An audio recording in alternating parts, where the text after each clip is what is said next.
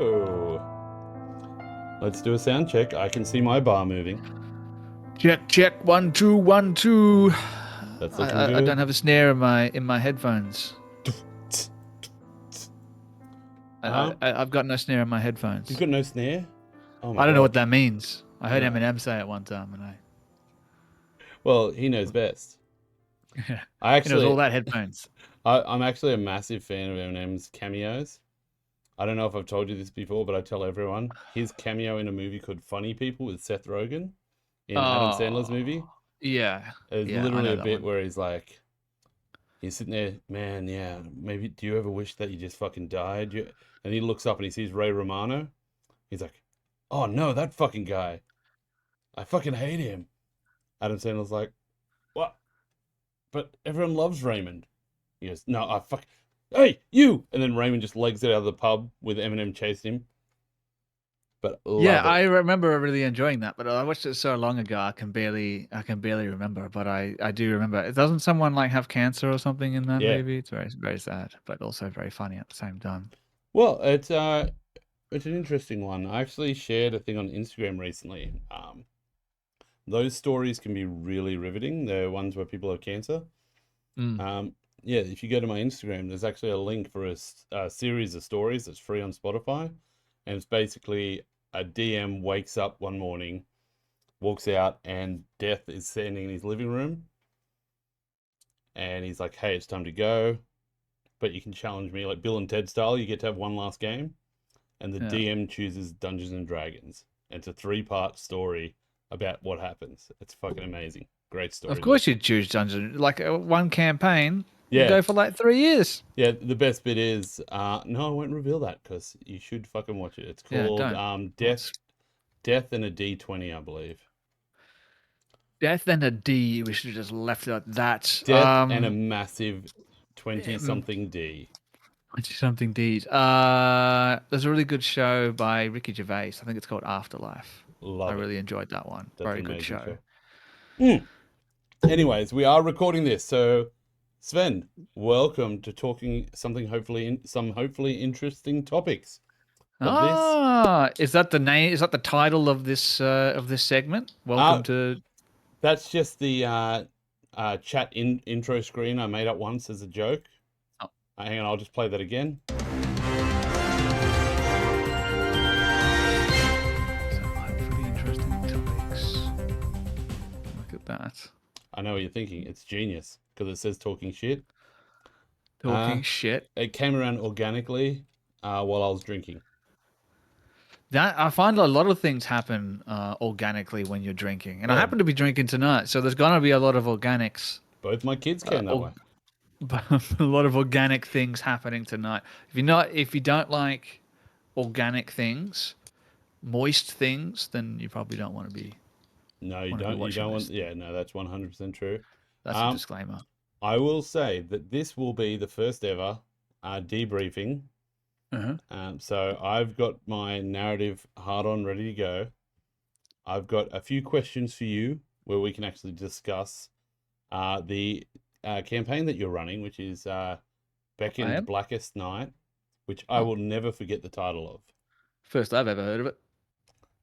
And we'll talk about this. We'll talk about some of the things. And I actually wanted to bring up something that happened in Monday night's session, where one of our players, I think, actually outsmarted the entire D&D community, and I didn't realize until the night after.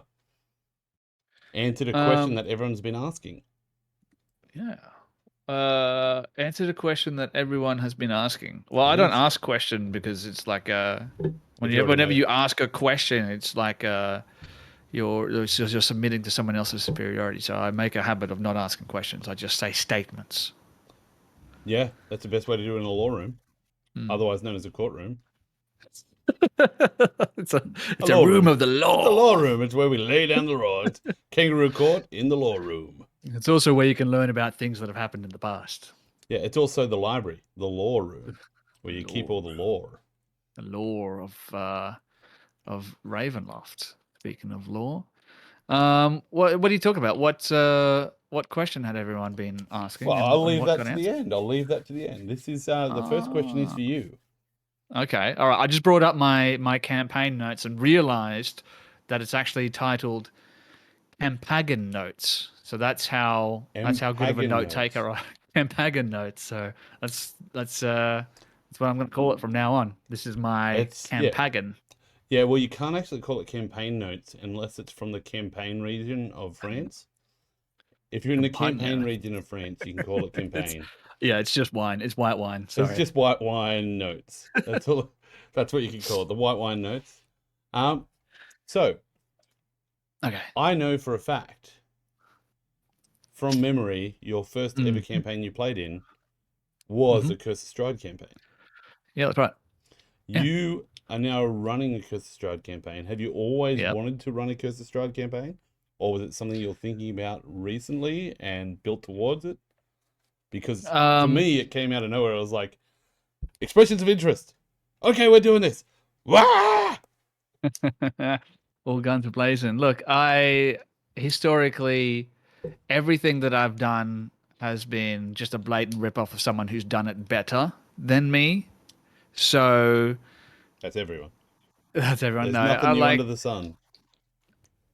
I I feel a certain attraction towards running things that are horror themed, and I've sort of discovered that over my time as a DM. I really enjoy trying to make people, and this might sound a little bit strange, I try to make people feel uncomfortable, unsettled when I'm running games because for me it's a relatively effective way of getting people to feel emotional attachment. Now, when it comes to D&D, your choices are fairly limited in regards to like full-on horror. There are obviously campaigns where you could easily like add elements of horror to it, but this is the one setting, one campaign where it is written into it.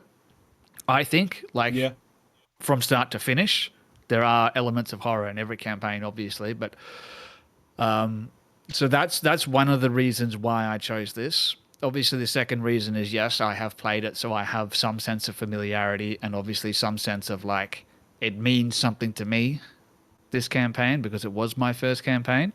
Yeah. And then lastly, it's also a phenomenally written campaign for D&D 5e because they're a little bit hit and miss, especially the older ones. What you'll find a lot is like you have to go back and forth a lot in the book when you're doing your prep work. And this Yeah. is like if you I'm a perfectionist when it comes to DMing and Oh yeah, telling no, I stories. completely agree. I completely agree. So, like, I need to know that the thing that I'm saying to you is correct because I can't stand creating conflicts in the narrative. So this book is, I think it's very well laid out in that you don't have to keep flipping back and forth and back and forth and back and forth in order to get little snippets of information. There's always an element of that because it's a Awesome. campaign. There's a lot of words. But this one's fairly well structured, I find. I like that. Yeah, I agree with that. I actually, whenever I run a campaign for that exact reason, like the older ones where you had to flip back and forth to get all the information, Mm. I always did the first like 3 pages of something as my starting point, and then so I couldn't be wrong, I made my own world from that Mm. because I didn't want to do the flicking. But now you've Yeah, got a book and that you don't have to, so that's good. yeah, that's exactly it. And like I've done the same thing in the past. I took elements from um, Spelljammer to create Far beyond Far the Beyond the void. Void, Yep, which I loved, and it was a phenomenal campaign. it was. It was a good But team you had too. Pity you stuck with me this because time. because of the changes that occurred in my life, I couldn't do that level of work anymore. So being able to spend that kind of time like making the custom maps and writing things and doing all this kind of stuff when I'm running a campaign out of a book, it takes a little bit of that pressure away from me. All of the maps and assets are already there and ready to go. So for Yeah, me, just makes it a lot easier. And of course, I always add my own homebrew elements to things because, I'm you, for this reason, I'm actually really looking for. I've got access to the new D&D Alpha, like the map, not maps, but the next one, the Project Sigil, and okay. I'm really looking forward to that because I've only just started having a look at it. But basically, it'll be a case of, hey, I want to run a D&D campaign. You go into that campaign, and they've got 3D maps, like Talespire Mm, of Castle Ravenloft, and you choose which map you want and move your minions around. And it's going to be all set up, ready to go. At the moment, everyone's building their own, yeah. but my guess is they're going to take a collection of those, put them online, and you can literally just log in to like 12 different castles and choose and start running a game. Yeah. Very Yeah. exciting. But it's like a double-edged knife, right? Because I think while it makes it like a lot more accessible, I think, there's something to be said for like spending at least some time putting it together yourself, I think. A Oh little yeah, bit, yeah. just to some degree. And No, definitely. It's just if you're going to spend, if you want to play with your friends and you're busy, yeah, rather than that's the way to spending go. 2 weeks preparing for a session or a week and a half of late nights, you can Yeah, now do in an afternoon just moving just assets sit down and around. go. Yeah, like you've got the story in your head. You just want them to walk into a tavern with a giant and a prawn, and you can just click those assets, drag them on. Like the thing that always got me was World of Warcraft back in like 96 or 96, like early 2000s. They had map editors that were so easy to use. You could make your own map and play on them really simply. And then we had 25 years, and the map makers for D&D were harder to use, and it wasn't even like Yeah, modeling and stuff. It was just pictures. And yeah. I was like, what happened in that 25 years? Come on! I know. I know exactly what you mean. I know exactly what you mean. It's like you can play games that do this stuff really simply, but when it comes to D&D and tabletop role playing games, it's all of a sudden like you're 25 years behind in regards to like technology. It shouldn't be that difficult. Yeah, Everyone uses, oh, not everyone, but the majority of people are still using roll 20 Roll20. and Forge, My yeah. God, it's like trying to run a D&D campaign with I Microsoft fucking Word. I feel like Roll 20, as good as it is and amazing as it has been, has the amount of support it's had for so long. It's led to a point where like because it was like people stopped competing against World of Warcraft for a while. Hmm. World of Warcraft got so big that like Warhammer Online came on and lost, and another game came on and lost, and they just get absorbed. Roll Hmm. 20 was that, Yeah. and it's like a monopoly. It's just, bleh. But no. But Anyways, yeah, moving on. there is a lot of there's like yeah, there's more competition now towards that, and but I think there's a certain level um where like for me, I actually I you need that little bit of simplicity to it. I like a 2D map. I like tokens. I like having to be the person who describes to people what they see, but there's a lot of people out there who are like visual people and Yeah. it'll be really great for them. So No, no, I'm with you, and that's exactly why I wanted to ask the question because that's a great basis for running a campaign. I'm excited about it. I've always wanted to play in. I'd actually said to Archie and a few other people in the last probably 3 months. I actually said to and I said to people online in Twitch channels when they were running Curse of Strahd, I said I don't want any spoilers. And then I was like, but I also have given up hope that I'll ever play in a Curse of Strahd campaign. So I heard you. when that came out, I was like, damn, take my money, and I jumped in, and I'm like, I'm excited. We've also got a good team we're playing with. Yep, phenomenal team. We've got Good people. Dan, Christian, Jem, and Grace, and Yes. everyone just rocks my world. Yep. The I'll quickly take people through the characters. We've got Bill, who's on the screen right now, who is a human sorcerer. However, If you can read that. he is a family of like he comes from a magical family, but he thinks he's non-magical, and he is currently an architect. We have Fritz we'll go with Fujin because he's there. Human rogue. This guy is based on Kenjutsu Kamen or whatever it is, that anime, which is just fantastic. He's a less of a stealthy rogue, more of a frontline intimidation rogue. We have Thana, the Tiefling cleric, who I do want to talk about. She is a death cleric, and it is a very interesting character to watch and learn from. We'll go back to Fritz. Fritz, I believe, is a human ranger with her pet wolf known as Bright Eyes. There we go, Bright Correct. Eyes. And most likely going to be Beastmaster Ranger. But all in all, I'm loving all the characters so far. And I play Tane, who's an orc paladin, and whose heart's been filled. I've actually got to get on and make an intro because I want to make a good intro, like a punchy 3 sentence.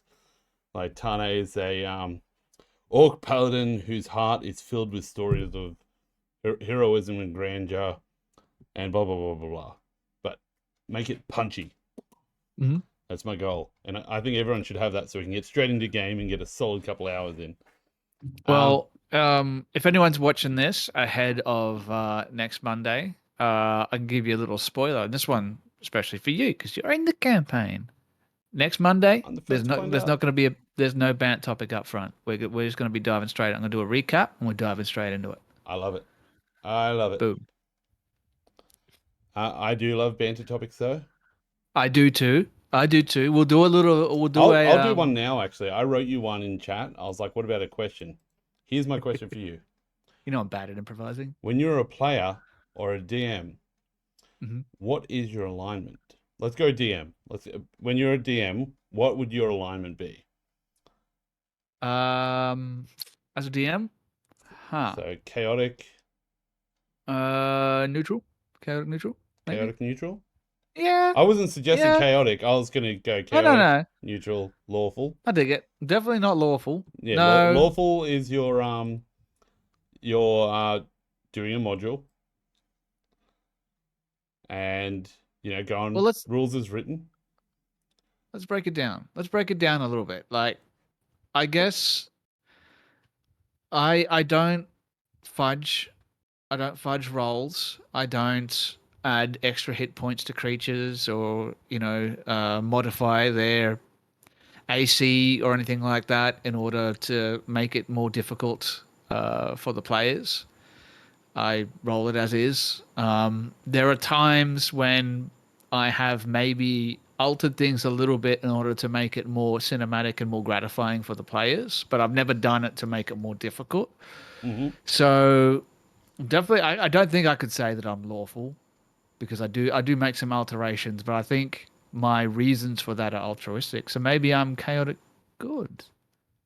Maybe. Yeah, no, I'd agree with that. Mm. I would agree. Mm. I actually would have suggested that. Except when it comes to people's animal companions, then I'm definitely chaotic evil. Yeah, I don't I like those. I I kill them. believe I'm true neutral. True neutral. Okay, you want to Um, talk that out with me? What? How do yeah. you get to that? Basically, I am. When it comes to rules, I will completely ignore them if they don't make sense, and I'll follow them when they do. It's one of those things. I don't go rules as written. I don't go modules like strict down the line. I also don't do all homebrew. I borrow and patch together stuff that makes sense. When it comes to playing the game and how I treat my players, I'm very random and chaotic in that sense, but there's always a grander storyline in place. And Hmm. I never, like, my general thought in my head is if I'm ever pushing them that something's evil, it usually will loop around and come back to good. And set like one of those things, like, I think that everything has balance. So when you have an evil character, their morals have to make sense to the point where they can believe that they're good or they're doing something that's understandable. So it's one of Hmm. those things where I've been known to push people right to the edge in games, and then when they find out the actual truth later on, they find out it wasn't as bad as they thought it was. The NPC was tricking them. But it's one of those things where I think the ends justifies the means, both for evil and good. So I'll push them really hard morally on the top and bottom and philosophically, but I stick to the rules and I stick within the guidelines, never going too far either way.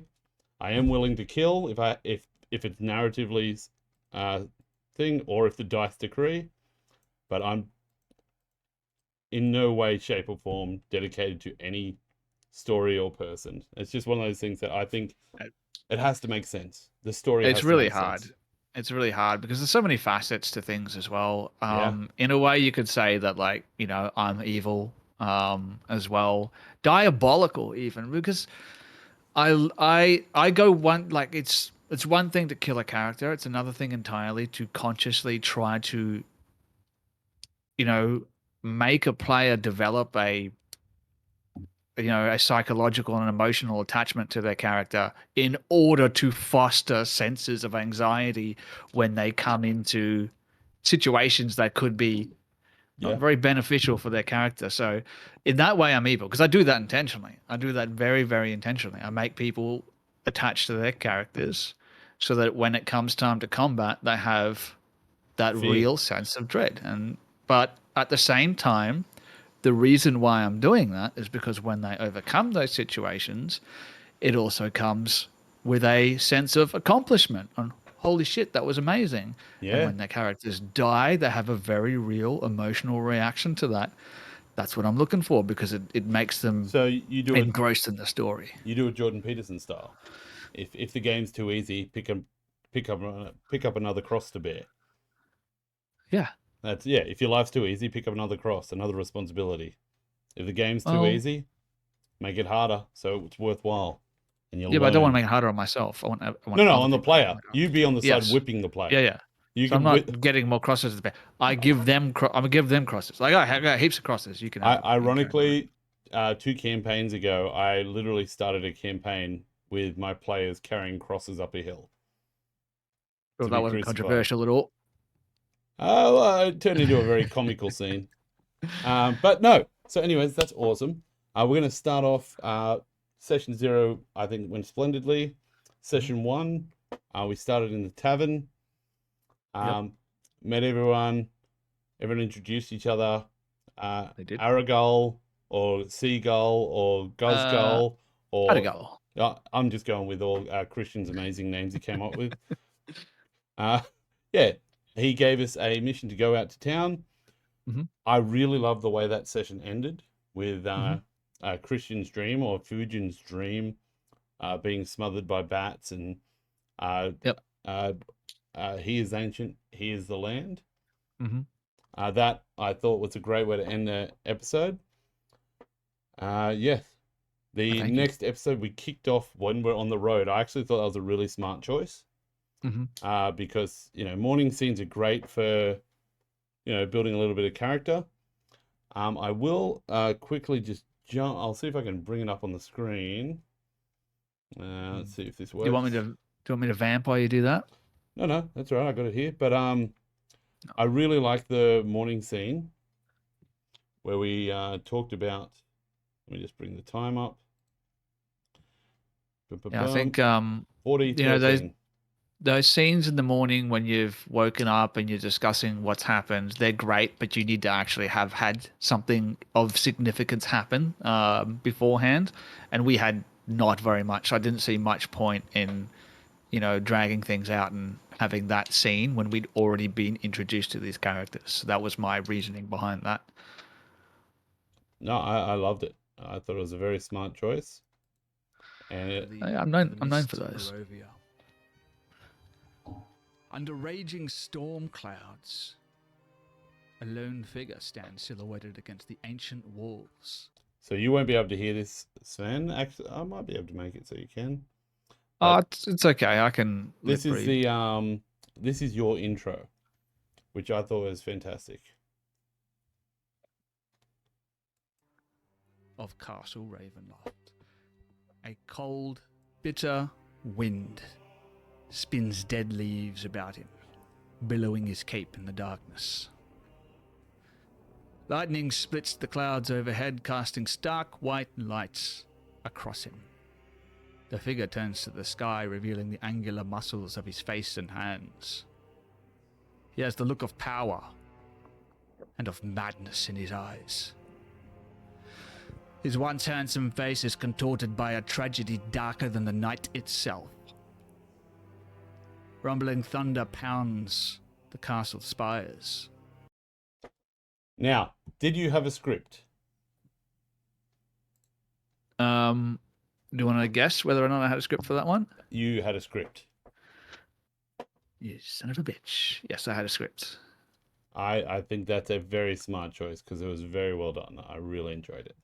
But to be fair, that was a script that was written 10 minutes before we went live. Or not 10 minutes. Now, but, when you say an written, do you hour mean ahead of written or time. chat GPT? Written.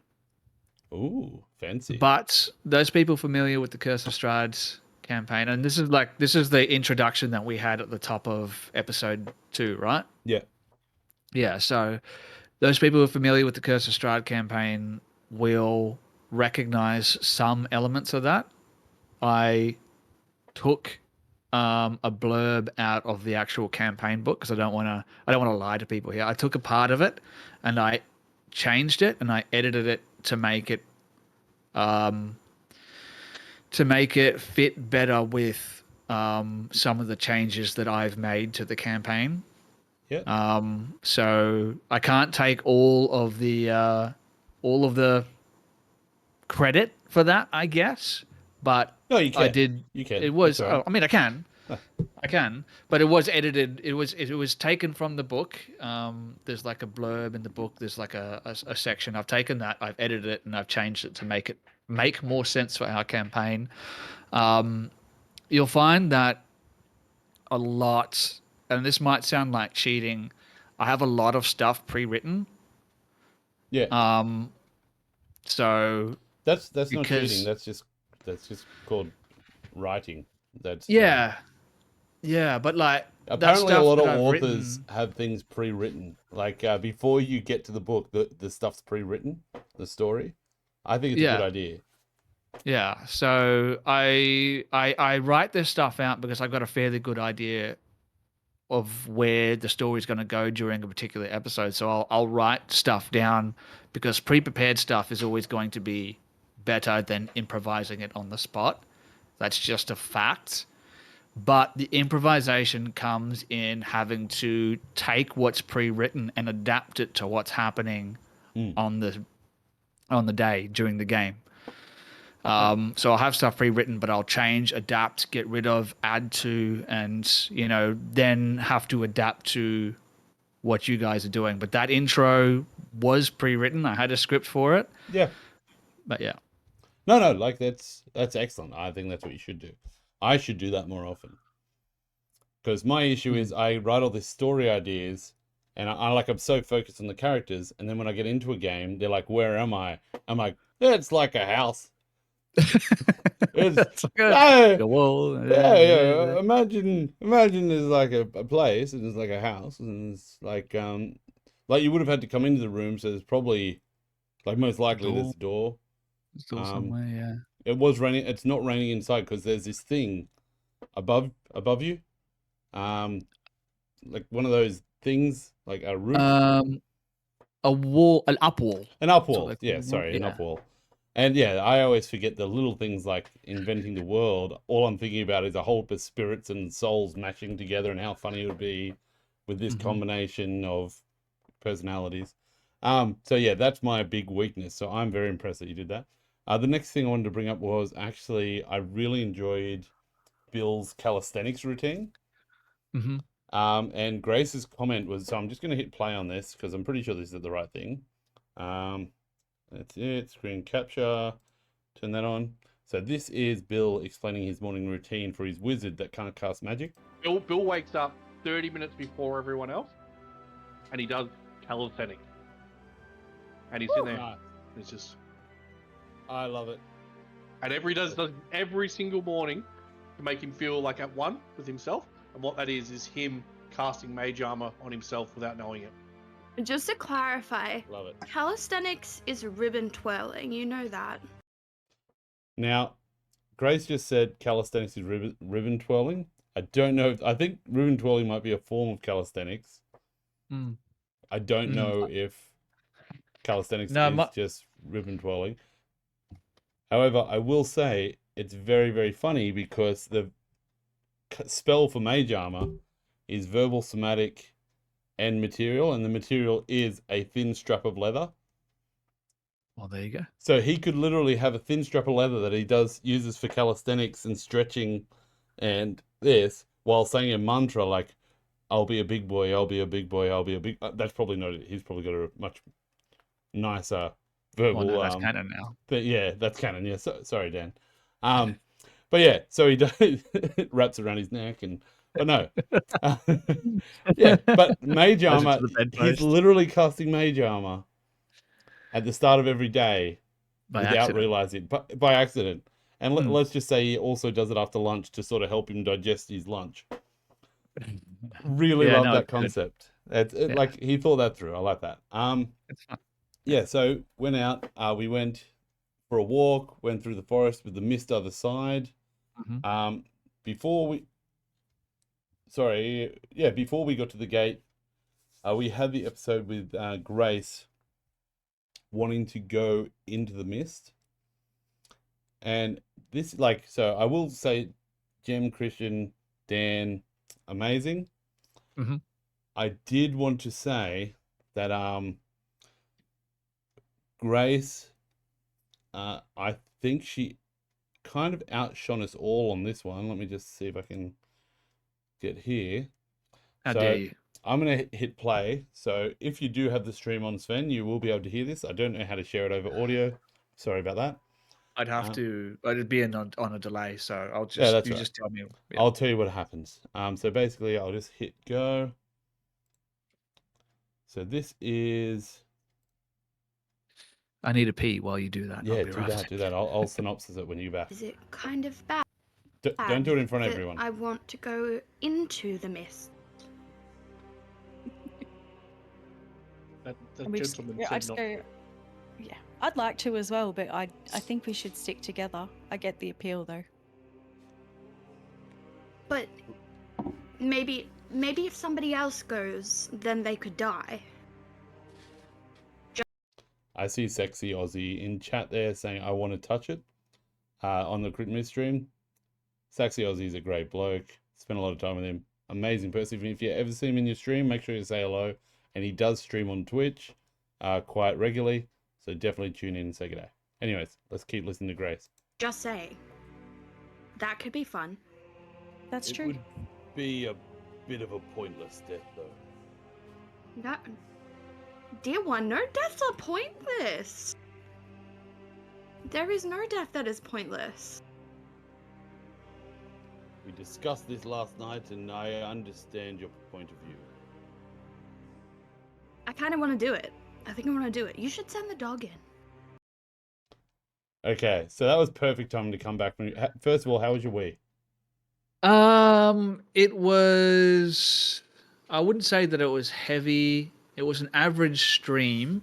Like this one. Satisfying. Oh, you get a Zing. bottle cap. Nice one. Bit of self-deprecating humor. I do enjoy that. Although I get in trouble for doing that these days. Fuck that. It's what it's about, man. No, but so we just listened to Grace, who was saying that she wants to go into the mist. She wants to go into the mist. Maybe we should let the dog go in. Is it weird that I want to go in? Someone could go in there and die. And she's really happy about death.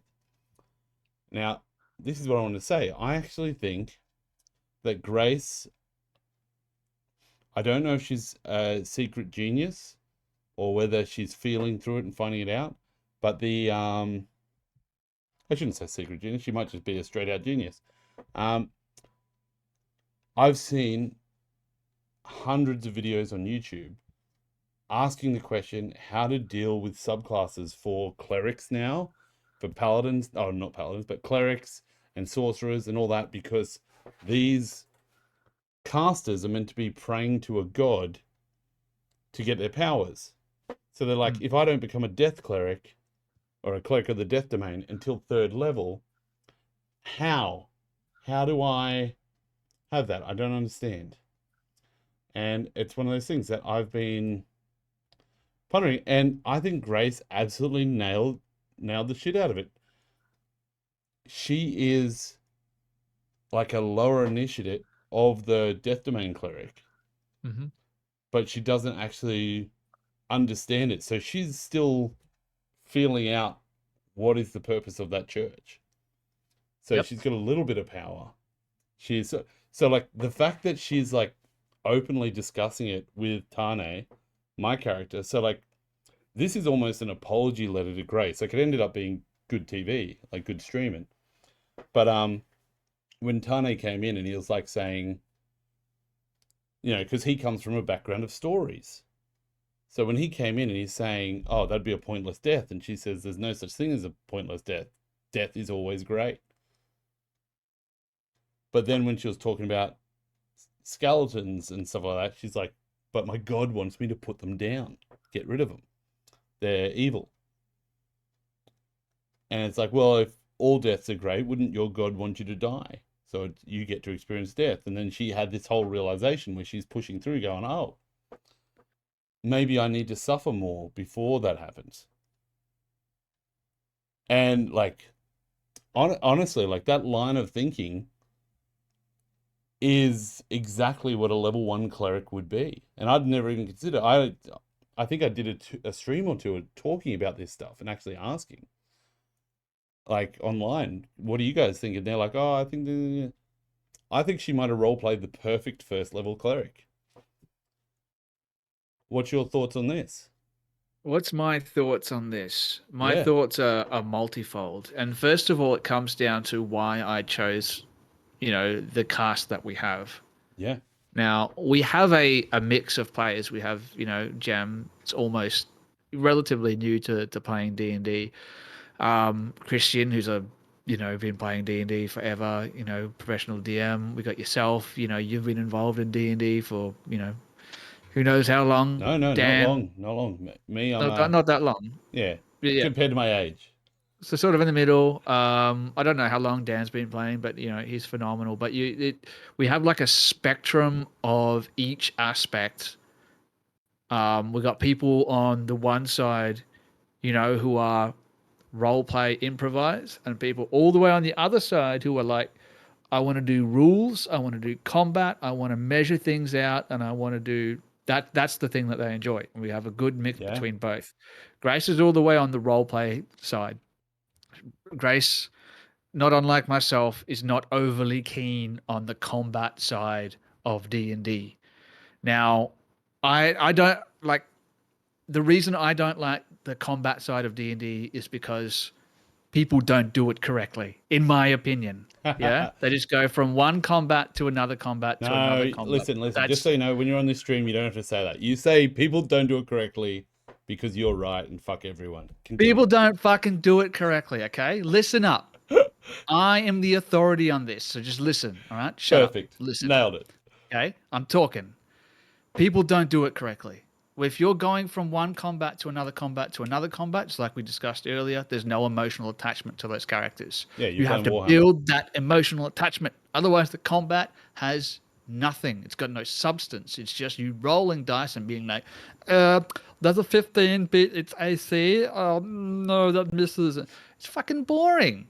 Okay? Yeah. I know some people enjoy it. That's fine. You enjoy that? That's great. It's Yeah. not good for a stream. It's not fucking good.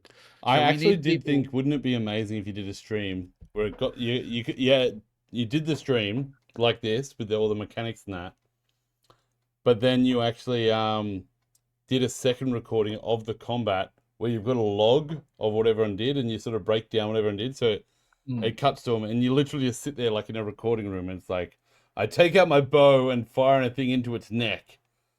And, you know, Yeah. and like actually Yeah. so that you can either choose to listen to the mechanical one or the roleplay one. Yeah, and some people have done stuff like that too. They Oh, cool. pre-do the combat and then just narratively describe it. And I'd love to. some do people that. like, some people don't. I like a little bit of mix of both. I want to have the combat, but I want to have that emotional attachment first. Now, like I said, Grace she's in the role play side of things. That's what she enjoys the most. But Grace is also she is what's that thing when you're two things at the same time? Juxtaposed. Whatever I can't remember. You know, people Multiple watching at home. personalities. No. No, not that. No. Dual something. Something, you know, where you exist as two different things. She is both a genius and has no idea what's happening at the same time. And those two things collide in the middle, right? She will just improvise something. She will just say something and then just roll with it. And I really want that. If everyone was just playing tactically, if you were thinking smart, no one goes into that mist. No one goes into that fog. It's bad, all right? But she was just thinking... She wasn't thinking about the tactical side of things. She was thinking about the role play side of things. So she was like, going into the fog is a good role play choice. I'm going like it's what my character would want to do. I thought it showed a lot of trust in you as well. Yes, and we have a lot of trust between each other because we've been doing this together for quite some time. Like, and now they have that. You can say that, oh, it was a dumb thing because you got that point of exhaustion from it. Yes, but it's also added so much narrative flavor. You know what I mean? Just that simple decision to do it. Now, the other side of Grace's particular playstyle is she will improvise things, but she will also forget, and she will actually do something entirely different that is completely contradicts the thing that she rolled, so that she improvised last time, and it can create some conflicts, but that's okay because, like I said, we've been doing it together for a long time. So I don't think that she was like thinking so much about the mechanical side of things. She was just thinking about the organic, like, narrative side of things. Like, her character sees these things that are counter to what she's been taught her whole life. Yes, she is going to be like, I can get rid of this, because she is also naive, being young and never having left that, sort of convent, whatever it is. Safe environment where she was taught these things. And this is her first experience now. Yeah. In the real fucking world. I love it. Like, I really enjoy it. I think it's like, you're not wrong. One of my favorite things from Crit and Miss in the old days was her and Ali playing together. Mm-hmm. That was some of the funniest shit I ever saw. They were always trying to kill each other for some reason. I have no idea why. But they were either in a relationship or trying to kill each other. Yeah, that's like, it was one of those fun things. Sometimes I tuned in just to see which. And like, it was amazing. But yeah, she's got that real wild card mystery, which is good. But yeah, the fact that, like, in my mind, like, I watch a lot of D&D videos, like YouTube. I would say probably most weeks I'm looking at maybe 5 to 10 hours of D&D content. That is just theory crafting, characters, lore, rules, all that sort of stuff. And then D&D, Dimension 20, all that sort of stuff on top. Actual plays. But like 5 to 10 hours a week would be hardcore that. And I've never seen anyone answer that question better than the role-playing she did. So that kind of blew me away. And I actually have a bit of a confession that when I was sort of, when Tane was talking to her about that, it was roleplay at the start. And then old man philosopher Mod started actually going, well, actually, no, that doesn't make sense. No, you can't, it won't work if you... And it wasn't until after I finished playing and I actually watched it back, I was like, holy shit. Like, oh my God, she was so on the fucking money. And the best thing is my character's his background / flaws of being overconfident and filled with stories of grandeur actually covered up my ego and my needing to tell everyone how philosophy works and how death works and stuff. So a bit of true mod started coming out then, but it worked well with the character. So I feel like it slipped by the audience and it slipped by everyone in the stream. But in my head, when I watched it back, I was like, oh, fuck, I started preaching to her when I was actually witnessing some of the best role-playing I've ever seen. So yeah, that's a bit of a confession from me that I was caught aback with it, and then on rewatching it, blown away. So to Grace, you'll never see this. You'll never see this. But I'm sorry. You did amazing. Someone clip that. Do not clip that. Do not clip that. That is a private moment between me and Grace's spirit, not Grace in person. If she ever asks me about this, I will deny it flat out. And I'll say mean things. Yeah, like I said, it was. I guarantee you, it was not something that she thought about beforehand. It was just her reacting to I the think world. she was in her that's why. character. I think that was like some what do they call it when you like get into the character and you living that character? Oh, come on, what's the word? Oh, come on. We can do this. Duality. That was the word I was trying to think of before. But no, it's method acting. Method right? acting. Yeah, she was living that character. She literally, in the moment, was like, "Oh, that actually makes sense." Yeah, no, actually, and I was like, "Wait, did she bait me into saying this so she could react to it?" Because, damn, did she just Sven? Did she just get me to mansplain to her? Yeah. So that she could manipulate the audience. You mansplained lied on it, buddy. Damn, I'm getting cancelled. Yeah. I didn't want to say it until it really went viral. When I get killed next week, I'll know it's because that's you just enacting the punishment for mansplaining on your stream. Yeah. And then I'll pretty much. Then I'll be like, no, but that's you mansplaining to me, and you're like, fucking it's DM splaining, motherfucker, and I can do that. Godsplaining. But no, so we had that amazing scene. Like I think I'm gonna like clip that and do like a breakdown of it because I was fucking blown away by that. We also have Dan, or should I say William fucking Iron Dancer. Oh, Billy. I love that he was scared and he was ready to run away. Like that fuck. As soon as Undead's happening, he's like, I'm at the flank of the horse. I'm like, you want to get up on the horse? He's like, yep, I'm up on the horse. I'm ready to fucking go. I love that. Yeah, well, he's an accountant, right? Not known for their combat bravery. Yeah, I'm really, really interested in what happens when we get into combat because him running off could be a death wish. Him staying around could be a death wish. I wonder if any of the spells are going to have to be rolled, like, to see if he hits the right person as he does a spell out of reaction or something. Yeah, I'm interested to see how he's going to handle that as well. And Dan, again, is a phenomenal, Dan is a great tabletop RPG player. He's the exact kind of guy that you want. He's enjoying himself. He'll be silent, and this sounds really bad. He'll be silent and let other people role play for almost the entire episode or entire session and be happy to have that happen. He'll step up and do his thing when it's right for him to do it, but he has got such good etiquette and that he's like, these other people are doing their thing. I'm going to let them do their thing. And if it makes sense for me to come in. His morning ritual is that's why I actually chose that as a moment. His morning ritual and how he actually went about that was one of those moments that showed his experience because he was like, I just want to let you know that I did this beforehand. And then as you were discussing how it would go down, he's made the call. He's like, actually, I'll just explain how it works. That way we don't have to do that when we get to combat, if we get to combat. Which he should have said. He didn't say if we get to combat. He tried to play-explain to you that we were going to have combat, which is why we didn't have combat, because you were going to God-explain to him. I get it. But yeah, so instead of doing it when he got to combat, he was like, actually, calisthenics, blah, blah, blah, boom.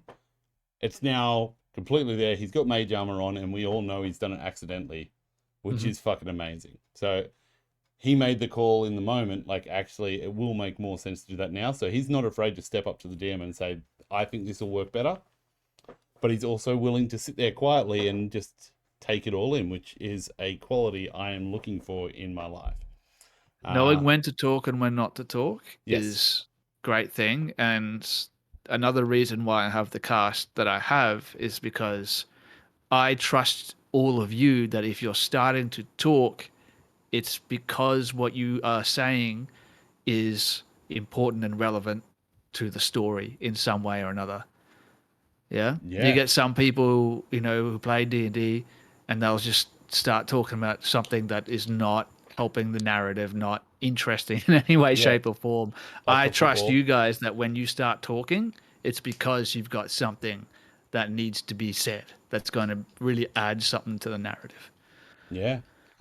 Also, I will point out on the screen right now, you won't be able to see it. I'll do it. You might be able to see it tinily, but Finally, that's not a tinily. word. Christian, you might have to crop him slightly to the right next time. I swear, as I was watching him during the stream, he Yeah. just kept slipping off the side. I was like, in chat, Christian, move back to the left. He's like, Yeah, look, I he's a noticed funny the same guy. thing, but it was too late. No, that's And all right. I wasn't Yeah, going to go back I and was change it. and But yeah, he actually just moved his chair along. But as we all know, we have that beautiful comfort spot where we slowly just move back to it because you lean a certain way, and so that happened. But I was going to say, Christian's right at the start. Like, I love the way Christian thinks about the game because he's very similar to myself. I don't meet many people that are like me, like think of the same things. So as soon as like we're talking about the morning, I was like, at the end of last session, Fujin had a dream, and Christian, without missing a beat, goes, "I actually have been thinking about that. I don't think he would have been the one to tell him." And I was like, "Awesome!" And we all just moved on. But like that would have bothered me all session, and he obviously was thinking about the same thing. Like, is this something my character would have passed on? Because it does affect how people would have acted when the sounds came out and the words came out again. So, yeah, and you know the choice to withhold that information as well can come back later in another scene once it's like it's cooked for a little while, you know what I mean? And then he like maybe he'll let someone know that he's had this dream, and that scene now has a like a tie to something that has happened in the past, and that's like a really important part of a good narrative is something that has tied to something that has happened in the past. So hopefully it comes up again sometime. It might not. I don't know. Yeah. Yeah. And yeah, so I love that. The one, a couple more points I just want to go over before we tidy up, ask one more question, then crack on. I just want to stop playing D&D for a sec, cut to the break. Okay. People, during Beckoned Blackest Night, in the break, there's a 10-minute break in the middle of each session. So it's like a 2.5-hour session with like a break in the middle. What is it, 8:30 Australian Eastern Standard Time on a Monday? Yeah, we go live at 8:30. Yeah, so usually around 9:30, 9:40ish, we'll go on a short break. We'll go on the break. The 10-minute break, Jem actually does a reading. This time was from Dracula. And last time it was as well, and probably will be next time. But doing a reading, a horror reading, using one of those emoticons where she's a pumpkin. Filter. I love it. I love it. A filter, that's it. A good filter. Like a filter Love fish. it. I would recommend releasing those readings separately as well. You know, just like a little thing that you can watch. Maybe even you could chop them into episodes. So you got the thing, and then the filler episode, and then the next episode, but that was all just episode 1. But I really like them because, especially in the last one, Gemma starts, like, she's doing a reading, and then she starts breaking down the parts, and I actually really fucking enjoyed it. So she's talking about Dracula and how the guy visiting the castle that's trapped looked out the window and saw Dracula climbing down the castle, like, vertically. It's a good part. I like that part. And she's like, and that would be terrifying, but we have all the knowledge and information on vampires. He wouldn't have. So imagine that happening. Like, that would have been terrifying because you've got no answers. Like, if we saw that, we're like, monster or special effects. Like, obviously, like, you know, this is a David Blaine dude, or I need to stab him in the chest. You're gonna have to make the call pretty quick. I actually had this conversation with a friend recently. If a whole heap of people dressed up as zombies and started breaking into your house, like on Halloween, and like actually acting violent, breaking through windows, and you ran up and started decapitating them, would I thought they were real zombies be an actual defense? And I was yeah, like, that's a in our day and age, like seeing somebody crawl down a wall, it's like, I don't know, it's got to be special effects, right? Right?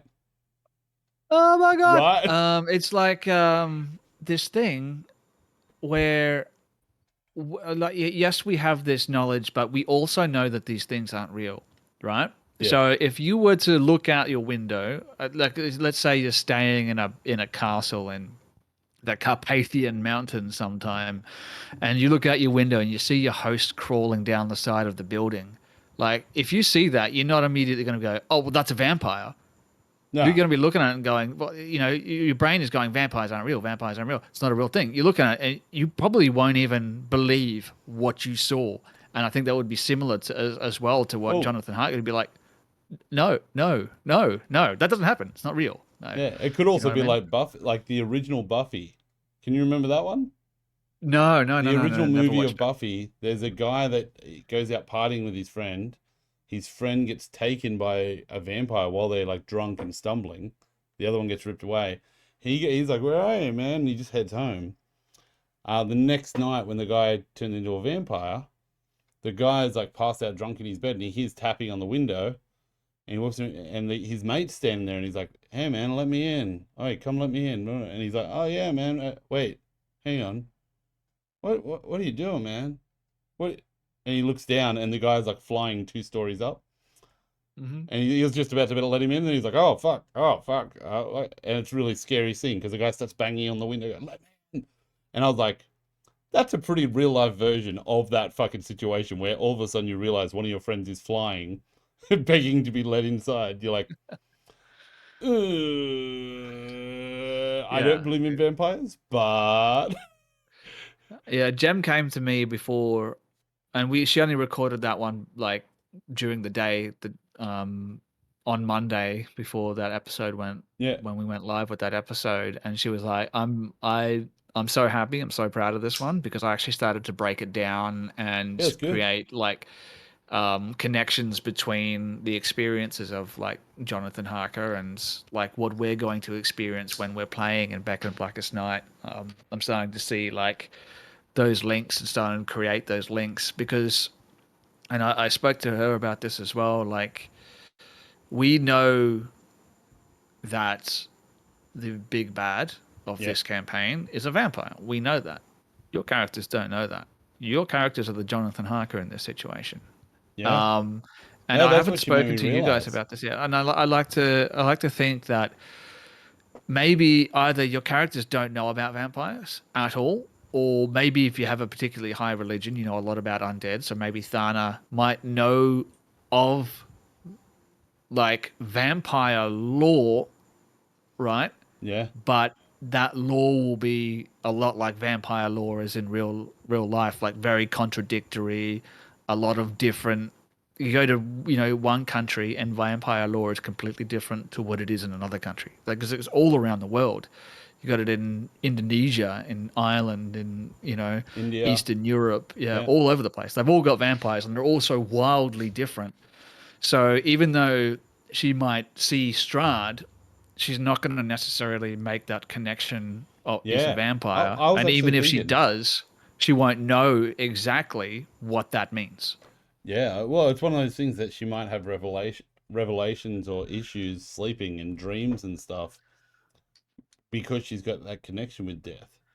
Like, Yeah. it's one of those things that we won't find out till we get there. But I like, if anything, the only thing Tane would know is stories, which, as we know, bards tell stories. They could be very, very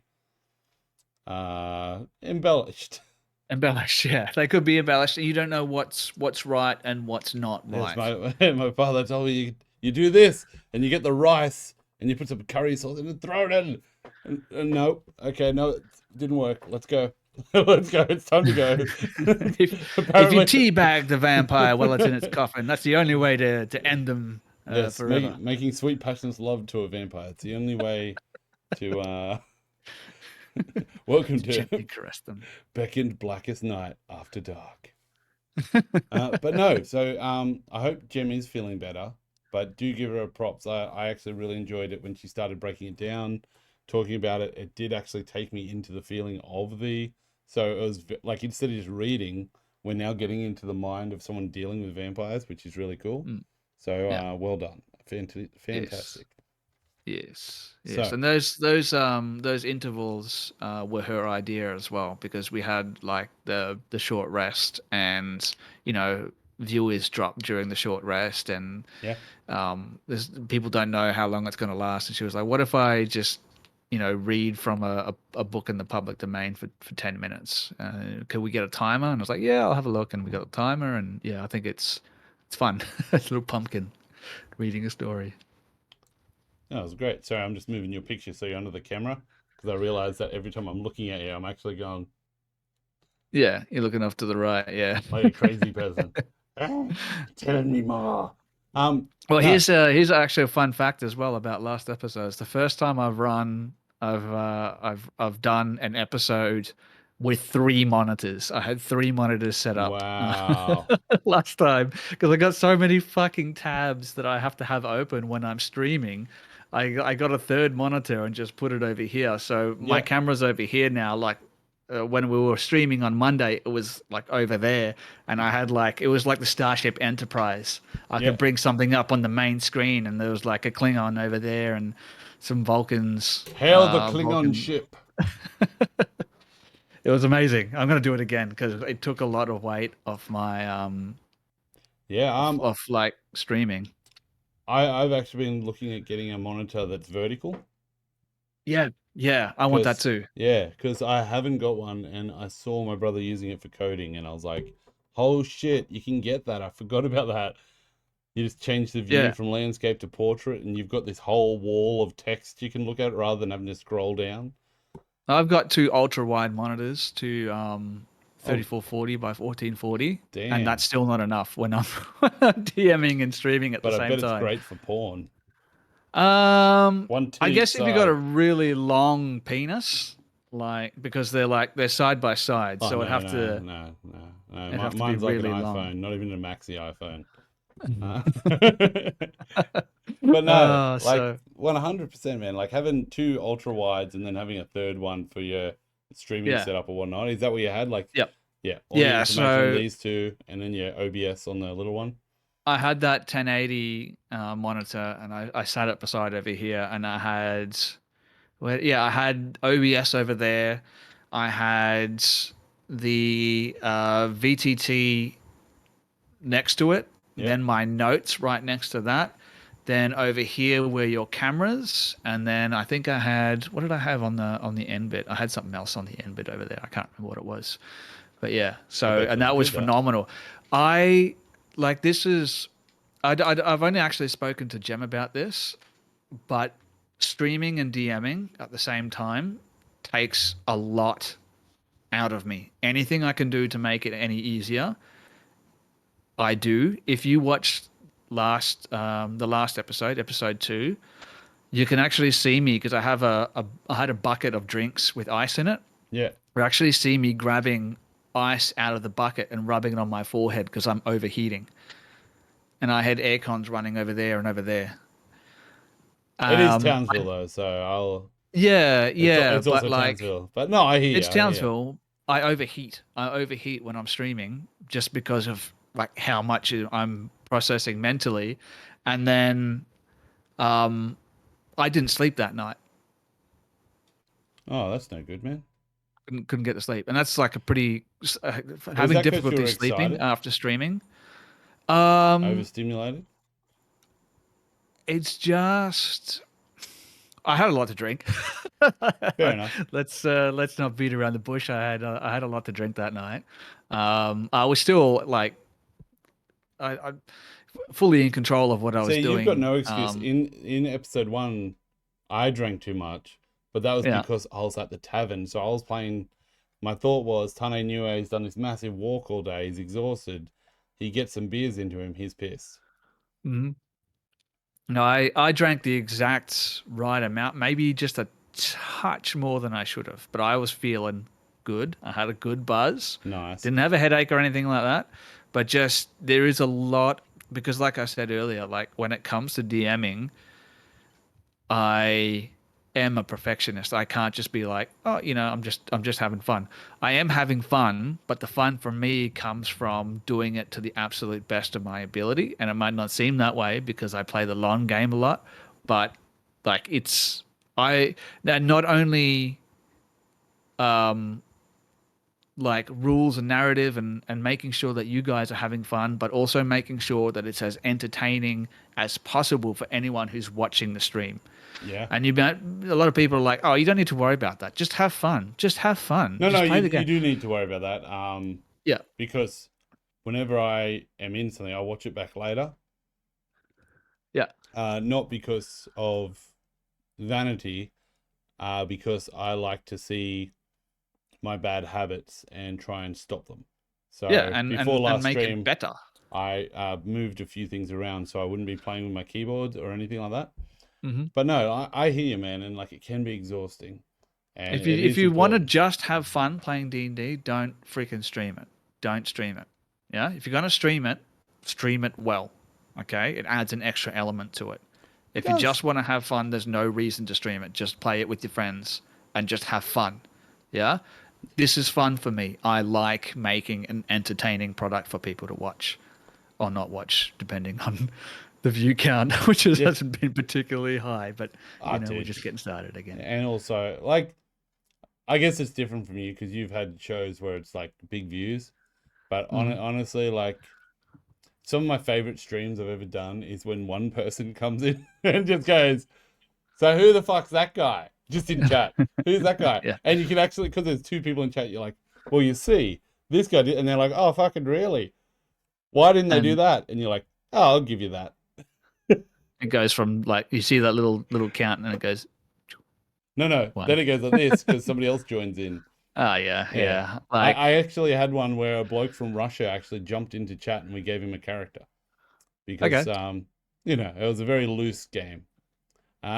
But it's nothing like your games. And like for me, like if you look at my computer, I've got like 400 hours of D&D that I have saved, but the ones that I truly enjoy doing, I've actually edited down. So like a good example is I played in Loki's game. He did a one shot on your channel, and in that I played a paladin for the first time ever. So this is the second time I've ever played a paladin. It was a one shot, and I did very little all game until the end when I rolled like 3 nat 20s in a row and did like a wrathful smite with a divine smite onto the BBEG and did like 170 damage. Yeah. It's masturbatory, man. Like that is an amazing game to rewatch, and yeah, it's also something that later on when my kids like D&D, I can actually say, hey, this is what I was like when I was young. And Yeah. I was so better than you at it. yeah, I'm That's what you can fucking say. way better than them. Got to get on my Yeah. level. But no, so just to finalize, we went through the thing, the gates. Mm-hmm. What are the gates? Is that something that we'll find about later? Or is that sort of past now and we can actually say that is entering a new realm or something like that? Like that is, because one of the comments Dan made was like, oh, they seem like they didn't come out of nowhere. This would be on a map. And 100% it would be on a map. Like it's, Yeah. and don't give anything away if it is story related. I was just asking if that whole thing is past, the relevance, I have no idea in the lore because I've never looked into it. If it's not going to come up again, just say it's a cool thing that they do. If it possibly could come up, say nothing. 100% nothing. Just don't give anything away. I won't give anything away. Cool. I'm pretty good with this. For me, the gates are part of the campaign. They're not a significant part of the campaign. I find the significance of those gates to be more symbolic than anything else, and I tried to emphasize that as well. I think you actually said that, yeah. Yeah, it's like you are stepping into like this is like a threshold. You step beyond this, you're in it. You know what I mean? I know exactly what you mean, yeah. And that's why I tried to emphasize that when Christian stepped through and his torch Wind went and- out. Yeah, torch went out. Yeah, and that was actually just me rectifying my own mistake for forgetting that a torch only lasts an hour. Because I was thinking you'd been on the road for an hour, so I was like, this might be a good spot, and this could be a flavor way for having his torch go out, and he has to light a new I torch. thought it was cool. But yeah. yeah, for me, it's like the gates are more symbolic of like you entering into something else. Will they feature again sometime down the path? Yes, I'd say it's likely. In what fashion? No one You have to wait and knows. see. And two last things. There was a point where your evil side almost came out, and I swear to God, you were about to make Bright Eyes run into the mist and die. When you're like, there's a smell of death off to the side, and you're like, Bright Eyes looks at the, and like you didn't say it, but I saw a little smile come across your face. Like Bright Eyes looks at the thing, and I think you're just fucking with Gem. I think you were like, I might have to rewatch it and get the little clip, but you literally you're like, the smell of death comes off, and Bright Eyes looks, and yeah, moves away, and I was like, oh, you son of a bitch. Yeah, no, for amazing. me it was, yeah, I like I said, I want to build tension. Yeah, no, And but it felt very purposeful towards Bright Eyes for Gem's sake, and I was like, ooh, you're gonna get in trouble later. can I offer a little look behind the DM screen in Of relation to that? course, of Yeah? course, love that, Yeah. love All that. right. Exclusive. All right. Yeah. We're bringing you So exclusive from the White House. Sven. that's that whole scenario is, again, it's written into the campaign, but it's written that when the characters reach a certain point, they smell a hint of death. And I was like, well, wouldn't it be more interesting if it was Bright Eyes that noticed it first? Because, It's they're a dog. wolf, they have heightened senses. And that's why I was like, oh, and like retrospectively, I was like, oh, yeah, and Fujin, you actually do notice something as well. And that's just because he has the higher Perception, yeah. passive perception than most of the others. So that was just a flavor way of me involving Bright Eyes in a way that was interesting. Yeah, I like that. I did make some changes to that scenario, but the way you guys handled it, You got to put your own spin on it. That's good. yeah. So it's just a way for me to make Bright Eyes feel like they're also part of the narrative. That's why I had them. You would have noticed it one way or the other, but this was just a more, narrative way of sort of incorporating that and incorporating Bright Eyes into it. And like, is the DM gonna make Bright Eyes run into Yeah, the no, mist? that's what it felt like. But Did no, I think about it? Maybe. I did notice that you put Bright Eyes realizing it first and go to Fujin. We went from there into the village where we cut through the mist. We've been guided by the mist to a room. I did forget that I was walking the horse with William on it, and I ran up and just left him in the street. Yeah. So I'm just going to retro thing that I tied the horse to a post and Yeah. yeah. Yeah. Go there. So we're ready to go in. Then we have some tech issues, which we'll sort out for next week, which is all good. Yeah. You ended in a very strong way. Two questions for you. One is at the session 0, Dan had a program where he could load all the characters in, and it made a beautiful sheet of everyone's passive perceptions and everything. Did you Yeah. see that? And if you did, have you used it? Because that thing's amazing.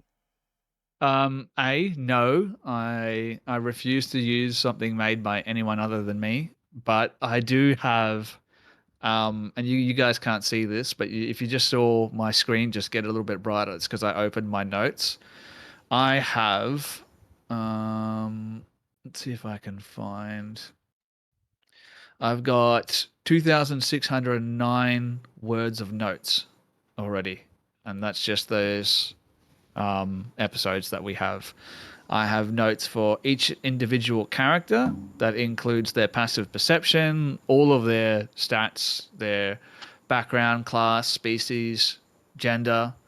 I've got character details that you guys have shared with me so that I can refer to that if it becomes relevant.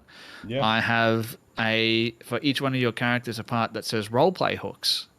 So these are things that you guys have mentioned where I've gone, oh, that's fun. That's something that I'll be able to use in the story at some point.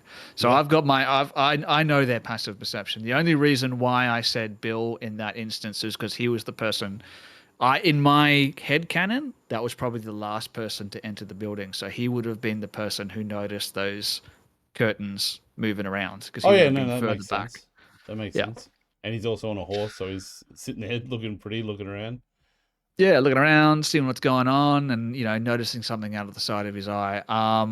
And like I needed because of that, those technical difficulties that we had. I really love to end an episode on a cliffhanger or something. Oh, that was so funny when Jim's like, "Let's end it there," and you're like, "Hold on, hold on, we're not just ending it with later. Well, hang on. Let me just find a something to hang my cliff on." Yeah. Did you know that the word cliffhanger actually comes from a story where they were literally hanging from a cliff by their fingernails? It's like an old No. English tale. Yeah, I was looking at where it came from. So here is the final question before we head off and we go. There won't be another one of these for another session or two. And I'm happy to have 1 or 2 people come in, but you'll have to come on every now and again because we always like to peek behind the DM screen and see what we can get off you. Yeah, well, like I said, I have an appearance fee. This one's free. This Next one's one you free? gotta pay. Okay, cool. Yeah. I'll keep that in mind. So this one's a very dangerous question. Best kind. Who is your favorite player There's only and PC? player NPC. Now, if you answer the player one wrong, this is getting clipped and sent to Gem. All right. There's only one real answer to this. Okay. There's only one thing I can say in this instance. Yeah, that's right. That's right. Say the right thing. Clearly, the best player is me, and the best character is Arigal so far. Fair enough. Fair enough. But no, I love you all equally. You're all amazing. that is the in your correct own answer. way. That is the correct And I answer. appreciate everyone sort of indulging me. There's a couple of things I wanted to say as well for those people who are watching this. Some people might find that the first 2 episodes are a little bit slow. A lot of role playing, not much combat. No, screw that. That's what it is. That is intentional on my part. Like I said, I like role play, and the reason why I like role play is because it makes the combat and those tense situations even more engaging and engrossing for people who are watching it at home. And you guys are in the thick of it now. You're in the thick of it. Yeah, I'm All right, excited. so As I told you, this I've next been looking forward episode. to Curse of Strahd. Ooh boy! So, I give full consent of my character over to you. I'm 100% on board with whatever story you're going to throw out, and I will react accordingly. I'm very excited to explore my relationship with Bill and with Thana, and I'll have to work on the other 2 and the puppy because I haven't had much time with them yet. But very excited, man. So thank you so much for doing Beckoned Blackest Night.